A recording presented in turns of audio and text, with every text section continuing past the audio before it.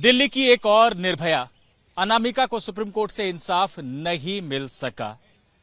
अनामिका के साथ gang rape और उसकी बेदर्दी से यातना देकर हत्या करने के मामले में जिन 3 लोगों को निचली अदालत और हाईकोर्ट ने दोषी करार देकर फांसी की सजा दी थी, उन्हें सुप्रीम कोर्ट ने बरी कर दिया है। ये पूरा जो मामला है ये 2012 के दिसंबर में जो निर्भया कांड हुआ था दिल्ली में, उससे कुछ पहले का है। फरवरी 2012 का ये मामला है जहां पर कि 19 साल की एक लड़की को, जो कि जिसका परिवार उत्तराखंड से ताल्लुक रखता है और जो रोटी रोजगार पढ़ाई के सिलसिले में दिल्ली में आकर नजफगढ़ इलाके में रह रही थी, छावला इलाके में रह रही थी, उसको चलती कार में 3 लोगों ने खींच लिया था और 3 दिन के बाद उस लड़की की लाश हरियाणा के एक खेत में मिली थी, जो कि बिल्कुल देखने लायक स्थिति में नहीं थी। वो पूरी कहानी बयान कर रही थी उसकी लाश की किस कदर दरिंदगी हुई है। लड़की के साथ न सिर्फ गैंगरेप किया गया था, बल्कि उसके शरीर को गर्म लोहे से दागा गया था, आंखों में तेजाब डाला गया था, शरीर पर मिट्टी के मटके फोड़े गए थे, सिगरेट से दागा गया था। ऐसी तमाम यातनाएं दी गई थी उस लड़की को। और ये शव मिला कैसे था? जो पुलिस की जो थ्योरी है, पुलिस ने जो केस बनाया है, उसके मुताबिक चश्मदीद थे कुछ लोग जिन्होंने देखा था जब अनामिका हालांकि वास्तविक नाम नहीं है उस लड़की का, और कोर्ट में सुनवाई के दौरान यह नाम दिया गया था।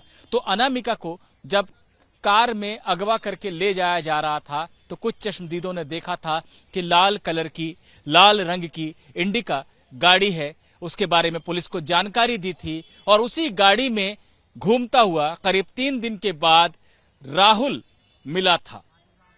राहुल को पुलिस ने गिरफ्तार किया तो उसने घटना में शामिल होने की बात स्वीकारी। यही पुलिस ने अपनी केस रिपोर्ट में लिखा है कि राहुल ने बात को स्वीकारा कि हाँ, मैं इस घटना में शामिल था।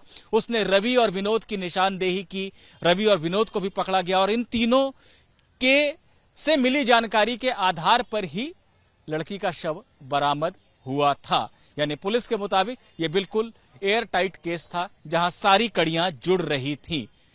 इसी को आधार बनाते हुए 2014 में निचली अदालत ने फांसी की सजा दी थी। रेयरेस्ट ऑफ रेयर माना था कि यहां पर कोई गुंजाइश नहीं है इस क्रूरता के बाद कि फांसी ना दी जाए।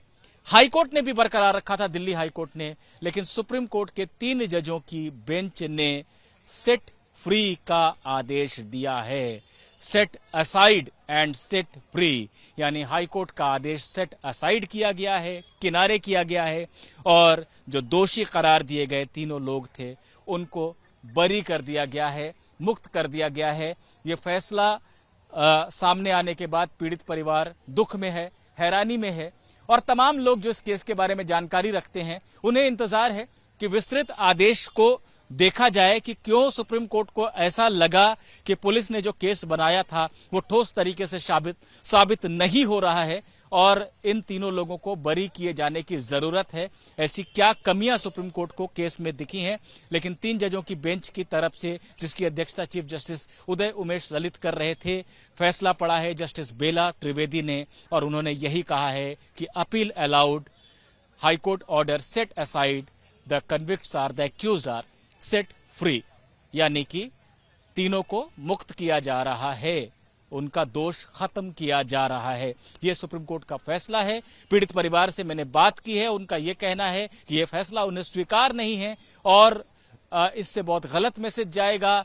इलाके में फिर से वो 3 लोग आ जाएंगे और जो सारे वहां जो रहने वाले लोग हैं उनमें एक डर का भी माहौल बनेगा। पीड़ित परिवार का जो दुख है वो अपनी जगह है, और पीड़ित परिवार का यह कहना है कि फैसले की कॉपी जब आ जाएगी सामने, उसके बाद वो रिव्यू पिटीशन यानी पुनर्विचार याचिका जरूर दाखिल करेंगे। निपुण सहगल, एबीपी न्यूज, दिल्ली।